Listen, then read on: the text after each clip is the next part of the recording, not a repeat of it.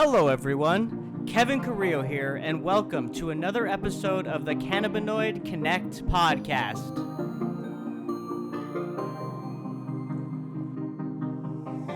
My guest today is Donte West, marketing strategist for Rosemary Jane.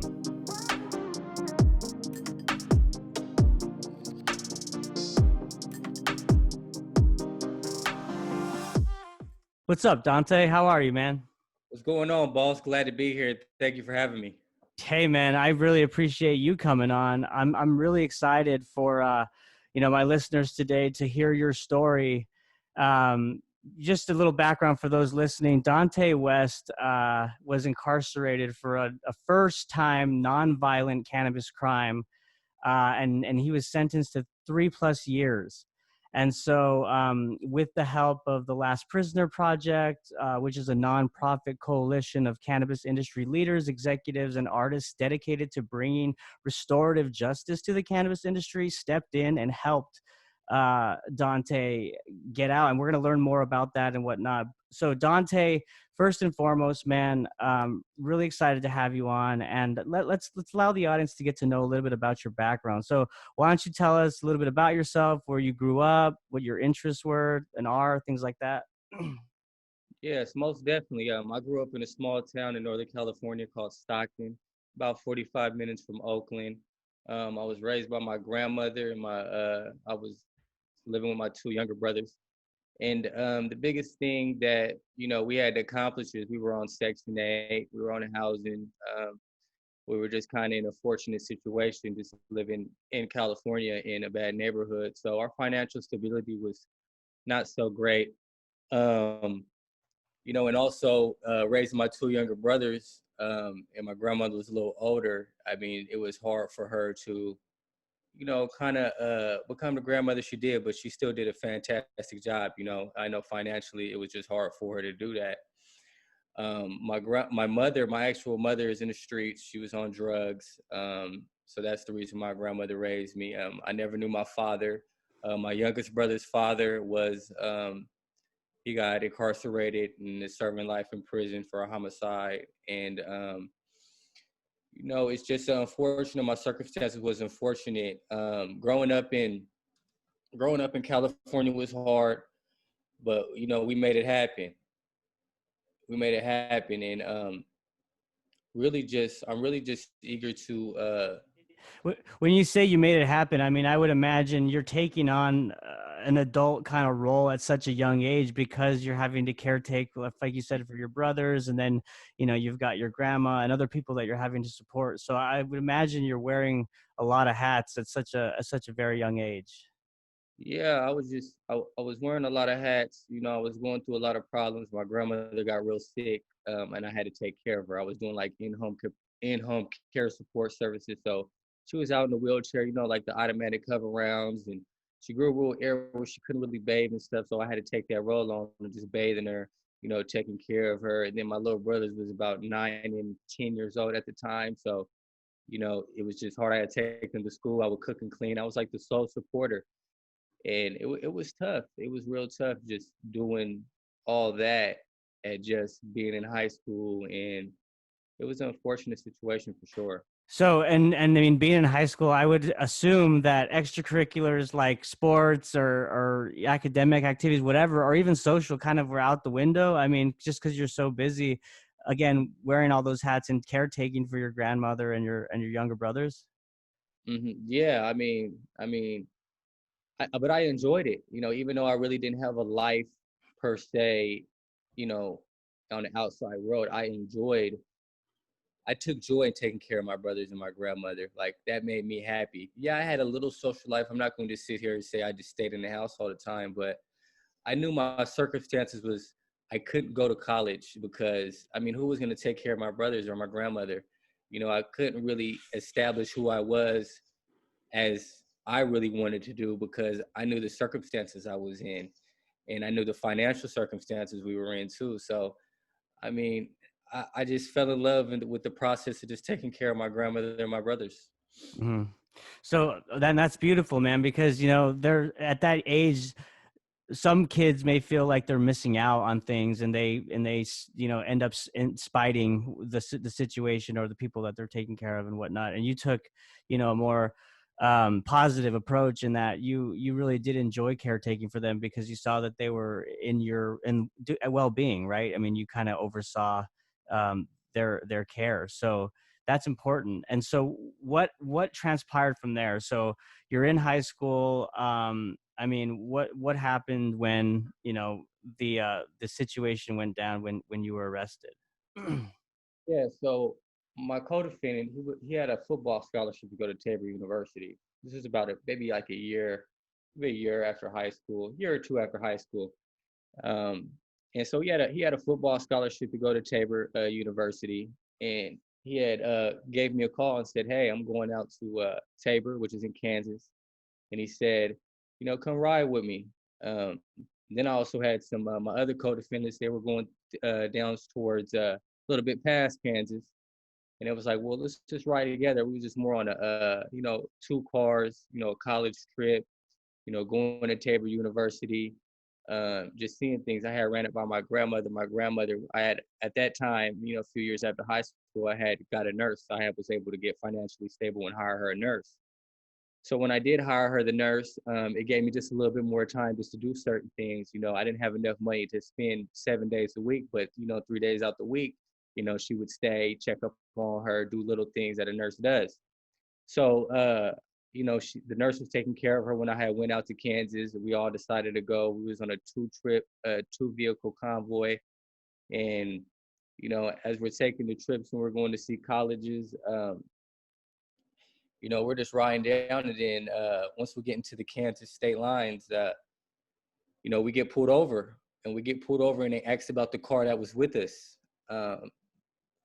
and then we was like, we don't know where the car is at, but we both had the same address in the GPS, but I think they had got off earlier to go get something to eat, or I'm not too sure what they did, but they had the ultimate destination because we were going to stop at my friend's house to go shower, before because we were on the road a long time. So he got off the exit, and the police the police were questioning us about where's the car at. They search our car, they find a little minute amount of marijuana they wrote my co-defendant a ticket for. So after they wrote my co-defendant the ticket, he had let us go, but he pulled us over for a dirty license plate. And let's just to pause you so that the audience is aware. Kansas, even to this day, is completely illegal, right? So no, it's not decriminalized state. It's not medical, obviously not recreational. So it's super illegal out in Kansas. Yeah, I mean, it's very illegal out in Kansas. And then the crazy circumstances about that is if you look at the surrounding states, if you look at Oklahoma, you look at Nebraska, you look at Missouri, I mean, all the surrounding states have some type of legal form of marijuana. And then Colorado is very legal. But if you look at the center where Kansas is, I mean, they're just hit with just different people transporting from a couple grams to a couple pounds of marijuana. So you see that they're stuck in the middle. See, the thing about Kansas is their sentencing grid is very outdated. If you look at the sentencing grid compared to other states, it's very old and outdated. I mean, you can serve nearly 8.5 years, 98 months. I got the low term, 7 years, 10 months for a pound of marijuana, but the high term is 98 months, which is 6 more months. And this is with no criminal record.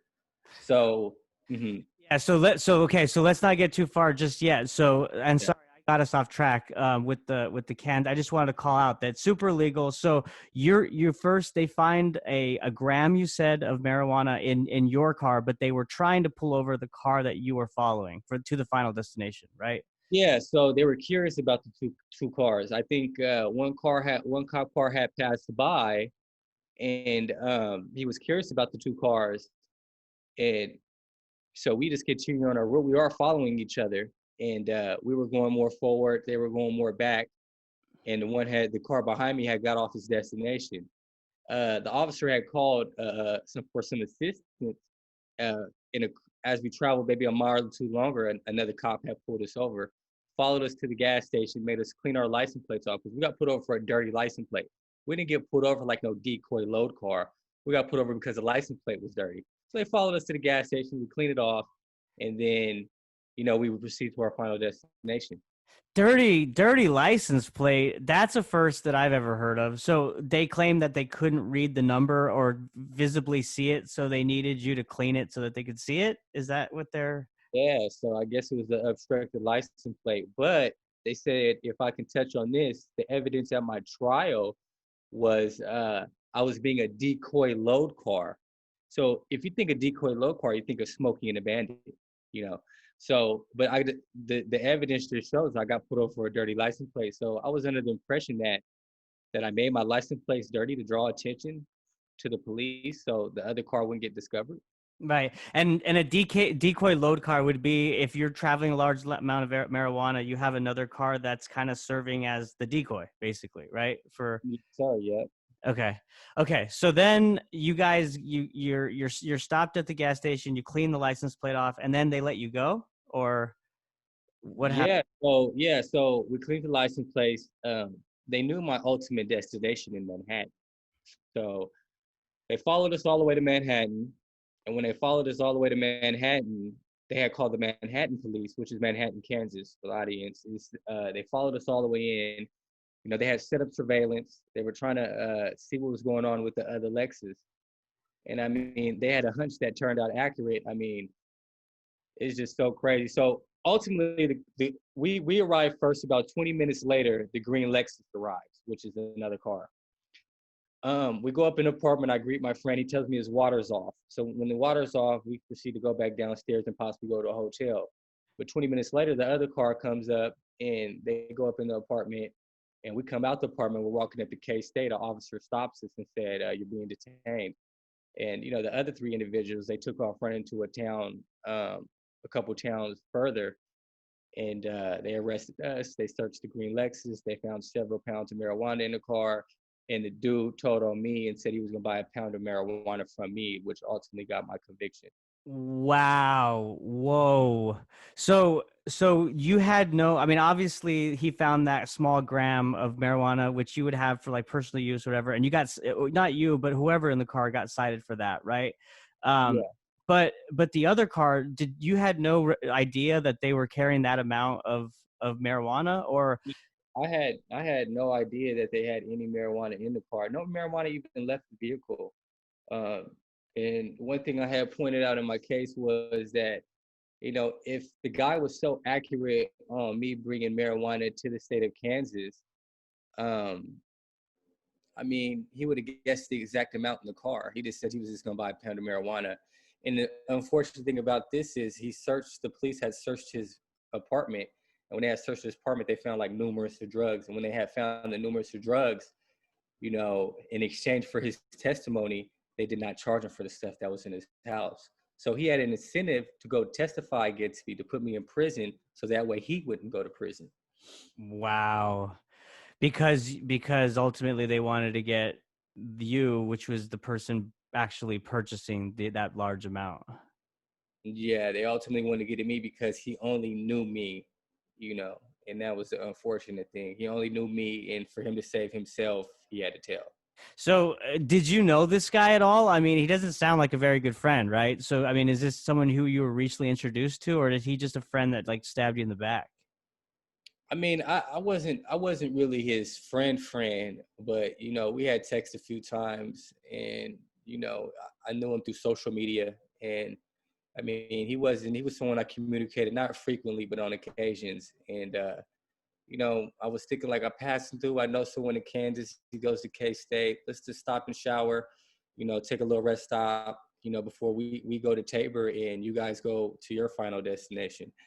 And I mean, the unfortunate thing is they found the bud of marijuana. They assumed that we were carrying a big load. They followed us into Manhattan, and it's just they set up surveillance. But the crazy part about it is, I mean, they didn't. There's nothing on. There's no phone records of any drug transaction. There was no money found, um, and there was no money found. There was nothing on the telephones to prove that was a transaction. It was all just him testifying. His testimony alone was enough to get me a conviction. So I went to jury trial on this. Wow. And so, I mean, that's got to be heavy, right? I mean, so what are you thinking when this first goes down and you're being told like you're being detained, you're taken in, like I mean, I can't imagine you're trying to process it all, but you're like, what is even going on? Because you're not directly involved with it, right? You're being accused, you're being framed. So Yeah, in a sense, I was just like, I mean, I didn't even think of it as it being too serious. I mean, I was just like, this is marijuana. I don't have really no criminal history. And I was just sitting back thinking, like, I mean, this wouldn't be too bad. But when they had offered me a plea deal for 98 months, I was just like, they're not even giving me a second opportunity. So I'll just go to trial. And I mean, the trial thing was just so crazy, also.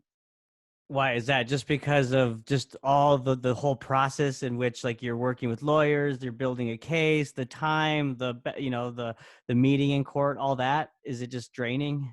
I mean, just being many states away, and also just leading up to my trial, I had a public defender. She really wasn't doing a great job. I had hustled up maybe like $7,000, for friends, and I went to go hire this local guy. 2 days before the trial, he had filed a motion, said he was sick. He didn't prepare for my case, um, and the judge denied the motion and made me put. It wasn't the judge looked at it as like you had this case a whole year, and you didn't even prepare. You had enough time. You just better get prepared. So it wasn't. It wasn't. I understand the judge's point of view on this, but it's just like the lawyer I had didn't work on my case, and then 2 days before the case, you try to file a motion, because you're sick. I mean, why didn't you prepare for my case months ago? And I think that's just one of the most horrible parts that, I mean, people should be entitled to having a good, healthy, prepared counsel when they go to trial, especially when your freedom's at stake. Yeah, I mean, you're kind of giving him the benefit of the doubt a little bit. I don't know if I agree with that at all. Like, okay, a year, sure, but if you're in a position where $7,000 is not chump change to throw to a lawyer. You know what I'm saying? For anybody, So, um, getting slammed with this charge when you're not even involved with it, and then you have to somehow pull out money so that you have at least just a decent attorney to help you through it, instead of that public defender that wasn't helping at all. I mean, you know, that takes time. Money doesn't just grow off trees. Yeah. I mean, for sure, money doesn't grow off trees. I mean, just, getting out, and even now to this day, I mean, and I know we'll touch on this more, just getting out is just so difficult. And when and then also like I lose my grandmother during the jury trial. And then, my little brothers are going potentially got to go to foster care because they depend on me to take care of them. So it's just like, it was hard for me to focus on the legal situation when I had all these personal issues going on with my life. And it has hit me so hard to the point it was just like, it made me like not even care what type of time they gave me in a sense, because I was unable to focus on the jury trial situation when I knew my brothers was going to foster care. I got to find them appropriate living. My grandmother just passed away. Now that, I'm still struggling to pay rent on my house, and it's just different things. Just, I'm trying to bury my grandmother and I couldn't bury her. And it was just so many things going on.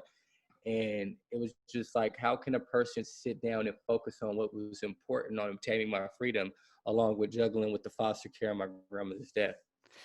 It's in the most literal sense, you putting others before yourself, like literally, right? And especially at a time where you're in a position where you could be put away for some time. And so yeah, I can't imagine what that felt like, Dante. I mean, like, not to just mention the stress of the case again when you're being wrongfully accused, but then everything else that's happening with your family and your personal life. I mean, wow. So, you know when that all is going down, is it when after the judge had mentioned that, is that when he kind of laid the sentence down? And what was it initially 7 years?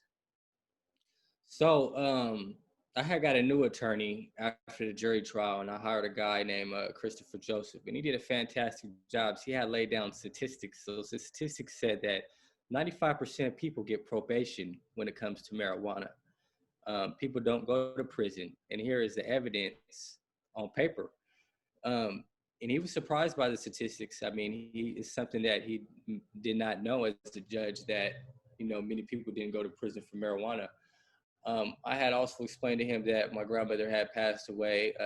My brothers potentially can go to foster care if I had got sentenced to prison for a long time. Um, and he kind of didn't recognize that. I mean, he kind of didn't see that it was compelling enough for me to get probation, and he handed me down the 92-month sentence, which is basically pretty close to 7 years, 8 months in prison. You do like 6.5. You do 15% on that. So it's just like, I would never expect that someone can receive such a significant amount of time for marijuana.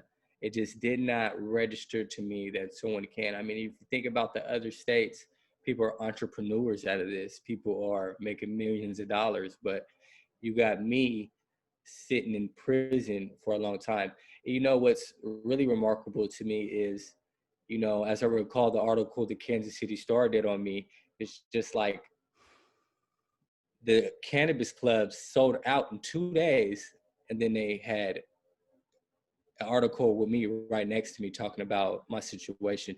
But it's just like, it's so mind-boggling to me that the sentencing is out of date, with the mandatory minimums unless they grant probation. Was that realization? So what, first off, what year was this when you were incarcerated, when they made that decision?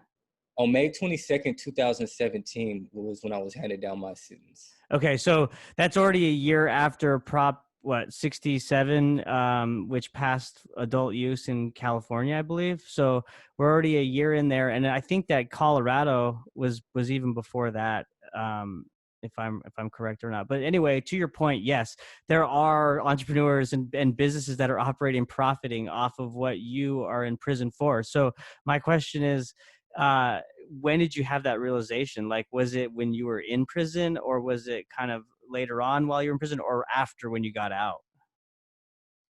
The realization, I think it was right when I mean, I think right at the beginning of my sentence was my realization. It was just an eye-opener experience. Yeah. And when you were actually in prison, were there a lot of different inmates that had your similar situation in terms of non-violent first offense cannabis related crimes, or were there a lot of other different offenders where people that actually were in there for more serious crimes, Yeah, so it was two good buddies of mine. One had about, he had a lot more marijuana than me. His name is Kyle Page. Uh, he was he got sentenced to a little less time. He got 86 months. He had took a plea offer, and then it was another guy named Antonio Wyatt. He had a significant amount of time. He had about 14 years for just like maybe like 6 or 7 pounds of marijuana, but his criminal history was a little different than mine too. But there was guys in there that had less time than me. We're talking about murderers, robbers, uh, sex offenders. They all had a significant less time than me. I mean, the thing about Kansas is you could kill somebody in the heat of passion and get less time. You can get involuntary manslaughter and get less time than me. There's many different crimes that get less time, but they treat drug as the same as cocaine and heroin. It's just like, I mean, when are we going to come? I mean, it's out of sync with reality at this point.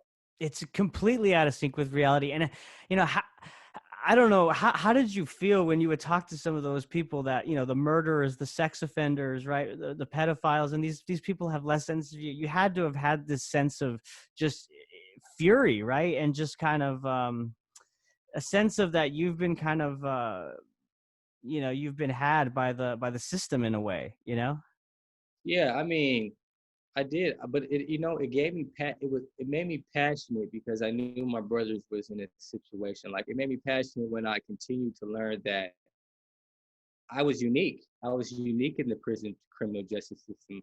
I was the only person I met with no criminal history was serving the most time in Kansas. I did not meet. I went to about transferred to 3 different prisons while I was in Kansas.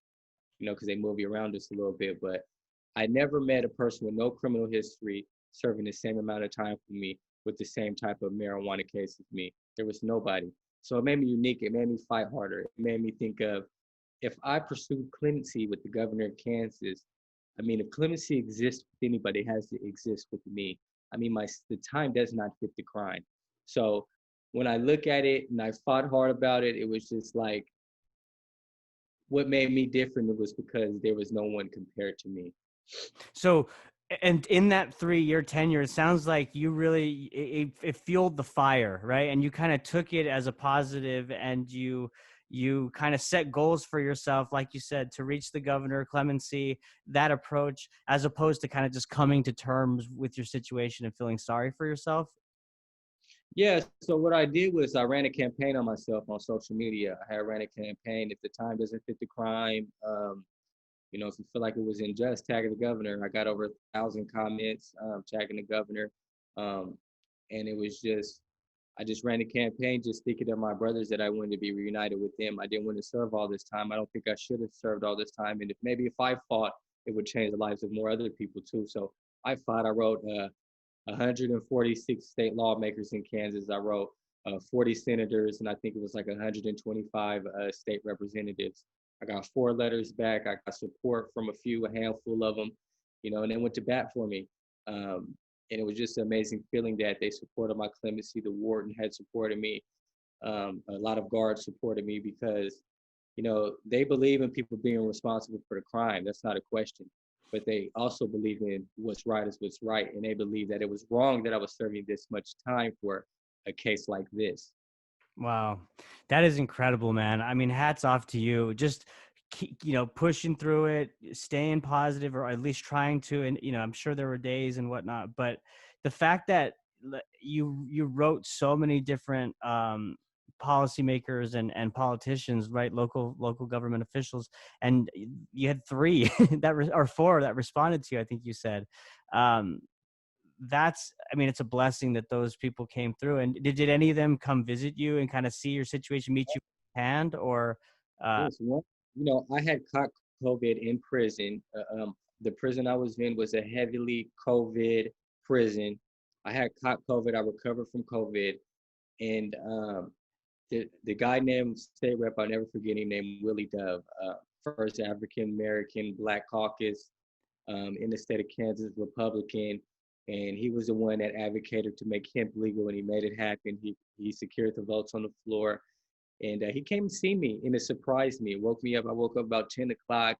The guard woke me up. You have a visitor, and I was just so curious, like who was visiting me in a pandemic when the place was on lockdown. He came, and he wanted to hear my story. He was inspired. He went to bat for me, and it was just amazing feeling having a state lawmaker pull through to the prison during such chaos. wow, that is amazing. Say the senator's name one more time. We give him a shout out. Willie Dove, state rep out of Kansas City, Kansas. Shout out to Senator Willie Dove, man. Yeah, that. Yeah. We need more politicians like that to listen to these types of stories and undo these wrongs. And it's great to hear senators like that stepping up to the plate. So Donte, so you've contacted these senators, they are these policymakers. They've kind of come to bat for you, and so you get your clemency. And so it's been pretty recent, right, since you've been released, or when was it? When was the exact date? I mean, I got released October 15th, so just a little bit over 2 weeks ago. So this is a fairly new. I've been released, trying to get reintegrated back into society. It's been a journey for sure. I bet, and I want to talk to you about that. First, I would say stay off Twitter. Would be the first recommendation. After the election, you can get back on. But no, tell us about the transition, man. What's it been like I mean, you've been gone for 3 years. So have things changed? What's your perception of the world around you?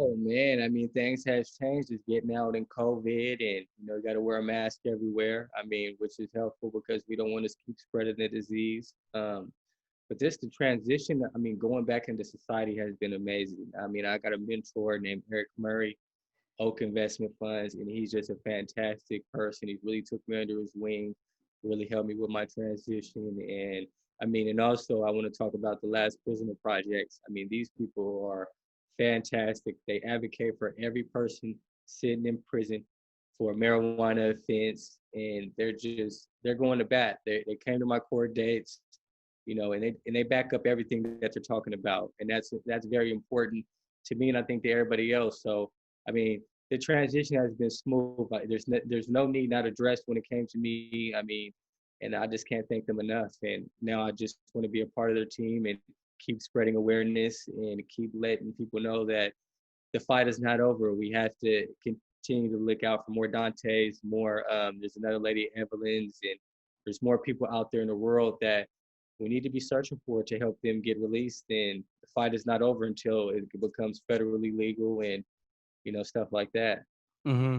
Yeah, no, absolutely, man. You hit the nail on the head. I mean, there's over 40,000 prisoners in the U.S.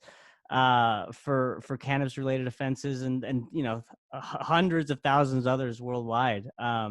So this is something that definitely needs to be addressed. And the Last Prisoner Project is doing great work. And I wanted to touch on that. I'm glad you brought them up. So you mentioned they would attend your court cases. So what was kind of their involvement in your whole court case procedures and whatnot? How did they kind of step in to help? Well, after I ran the social media campaign, Sarah Gersten, which is the executive director of the Last Prison Project, she had shot me a direct message, and my friend had replied. One of my team members had replied to her, and they were just like, "I'm on board. We want to help you. We understand you're incarcerated for marijuana for a long time. This is our mission. This is what we do. This is what we focus on." And they took it a priority to support me and help any way they can. And they were advocating, doing social media posts, just different things to bring awareness to my situation. And it has been a part. And once I got released, because they found out my conviction was unconstitutional, that the informant that told on me lied, and that was the only evidence they had, so they had to release me. Um, I mean, they just played a beautiful role, just my reentry, just making sure that I didn't feel like I was alone. See, a lot of people may think of them as a nonprofit organization, but I think of the Last Prison Projects as family. I mean, Steve has done a fantastic job of just making such a beautiful organization that just not just wants to help you and they send you on this way, but they put their arms around you and they make sure that we're going to help you, but you also can call this just a conversation and just wisdom. And I think that is the most important thing when someone makes you feel like family, especially coming out of prison that for so many years. Hmm. It's such a beautiful way to put it, man. Yeah, I mean, that's got to be the next scariest thing, is to be in prison for 3+ years, then to make that transition and come out. And you've been away, you haven't seen people, so the idea of being alone and during that time is scary. And it's beautiful the way you put the Last Prisoner Project being like a family, because that's the feeling that I get. And I'm not directly involved with them, but I do follow their posts and I support what they're doing. And I'm glad you mentioned Steve D'Angelo, the founder. Hopefully we can get him on the podcast at some time. But they dub him the godfather of cannabis, because he's been fighting this battle for a long time. And I love that him and his brother, I think who it is, have put together. They were founded the Last Prisoner Project, and they won't rest until all these offenders are out of jail, for these cannabis related crimes. So Yeah, yeah. it Yeah, Steve and Andrew. I mean, Steve and Andrew is amazing. I mean, I think their mission is to bring awareness and tell a beautiful story about, the journey of cannabis and the legalization. I mean, if you think about alcohol was legal at one point. I believe it was in the 1920s. I mean, but their focus, their laser vision on bringing awareness and making this, legal. And I mean, these are people, you talking about the godfathers here. I mean, they're serious about what they talk about. For sure they are. Yeah. And that brings up another like good question. So now that you're out and you're still going through this transition, like, does it surprise you how much public support there is for the plant compared to in 2017? Yeah, I mean, it is definitely a culture shift. Now that I understand that not every state is on the same page, like how California may be or many other states. I mean, there's a lot of work that needs to be done, and only how we're gonna get that work done is continue to bring awareness. I mean, it's clear cut. I mean, it's a Mother Nature's plant. I mean, why would you have people incarcerated for something that can grow anywhere. I mean, and it helps people. I mean, this is the thing I can touch on that's very important. Would you rather have someone addicted to opioids and overdose, or would you have someone, you know, have marijuana and cope with marijuana? So it's just like the fight for it is just, I mean, it's clear cut. I mean, why is it not legal? Why is it not, universal? You got one hand, and we just touched on this. You got one hand, people are making millions of dollars, and it's a medicine for a lot of people, helping a lot of people, curing a lot of people. And then you got the other hand, you got the big pharmacy drugs, feeding people pills and other things like that. So, I mean, when you touch on that, it's just like, I mean, it's clear cut, man, for sure. It's something to definitely fight for. It's clear cut, no doubt about it. And the fact is, no one's ever died of an overdose from marijuana, right, or cannabis. So that fact right there, I always bring that up, should be kind of like you say, clear cut in the way that it's not a threat. If you don't want to use it, if you don't want to be around it, if you want to have it in your presence, at least understand the value that it brings to people, like you touched on, Dante, the medicinal benefits, right? The ways in which these cannabinoids can help with certain ailments. But then I've said this before also, the material goods that can be produced, right? The many applications of hemp. Back in the day, they used to grow hemp for the fiber. They'd make rope and textiles and clothing out of it. We can make hempcrete now, houses out of hempcrete. You know what I'm saying? So the possibilities are endless. But I think, to your point, it's illegal because of outdated policies, and that were implemented at a time where they saw hemp being a threat to industry. So at this point, we need help. The economy is not doing well, and we're locking people up for a plant in other states that people are profiting off of. So, at this point, the government really needs to just kind of get up to speed with what's happening around them. Yeah, I think everybody's moving in a different pace with this, but I think everybody's gonna hit the finish line pretty soon. That's for sure. For sure, man. Yeah.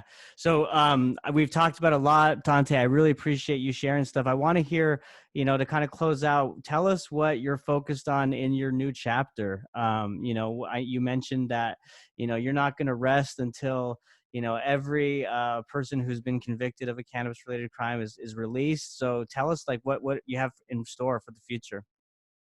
Yeah, for my future, I am so eager just to be a part of the LPP team, like I mentioned before, just bringing new cases that I may know about to the system, and just, share my story just on different platforms, and letting many people know that, you know, that a person can go to prison and get out and still have a better life. I want to be a prime example of injustice and a person that made something out themselves. So my mission is basically to share a story. Like, I'm working on a book. I'm trying to get my book completed. I'm reading this movie script, that the D'Angelo family has blessed me with. So I'm really focused on that, and just also, like, just really trying to help anybody I can in this process by just bringing total awareness. I mean, I've been out a few weeks, so I'm just trying to figure everything out, but it's just like, there's no question in my mind that I want to help people. There's no question in my mind that I want to save lives. I even put it to the point like this: if I can sacrifice myself, because I'm still charged with this crime until, my legal team resolves it. Still charged with the marijuana crime. But if I can save myself by helping other people, I will go to prison again if I could save the next thousands of people that come through the state of Kansas with a little bit of marijuana. That's how serious I am about making change. I'm talking with Senator Tom Holland, and he wants me to come to the Kansas state capitol and speak about my story, speak about how I can make a change and how it affected me, and how I'm back in society doing the right thing. That people in prison are not all bad. People do have good values. People can be productive in society. So me just talking with him, and him saying that, when we get on the vote, just to maybe change the sentencing grid a little bit to where people can get a second opportunity, or even just declassifying the drug out of the sentencing grid so it's not comparable to cocaine, it's not comparable to heroin, and just different things like that. there's a lot of work I can do from where I'm convicted because I'm inspired by it. I had built a relationship with these people. And I think all it takes is for someone just to really step up to the plate and be an example. This is a good thing to really touch on too. It's like people love to put a face on the struggle. People love to put a face on what's really happening. It's one thing to say, let's make it legal, let's make it legal. But when you put a face on it, the story behind it, it's more compelling for someone to act on it. And that's what I hope my story can do. Well, hey, you're well on your way, man. I mean, you use the word inspiring, that you were inspired, but you're an inspiration to me, and I know many others listening, and everyone else in the industry. And just know that we have your back. As you continue to take on this fight and make good of what happened in a shitty situation. That's something that's very admirable, and that's something that you should be very proud of. And we're all just thankful that you're here and you're fighting that good fight, man. So thank you so much again, Donte, for being on today, man. I really appreciate having you. Oh man, I really appreciate this. Thank you for reaching out to me. And I can't wait, man. We definitely got to get up with a follow up and check the progress. That's for sure, man. I really thank you, Kevin, man. You're doing a fantastic job, and I can't wait for your company to grow and as me grow as well. Thank you very much. Yeah. Let's definitely run it back after you go to your big meeting and State of the Union at the Capitol in Kansas, man. I want to hear all about it and all the policy that you're putting forward by working with these guys. Most definitely, most definitely. Well, thank you, Kevin, and nice talking to you. Yes, you too, man. And thank you everybody for listening. Bye. Yes, thank you for everything. Thank you everybody for listening, and I hope my story has touched you in a positive way. Definitely. Thanks, guys. Bye.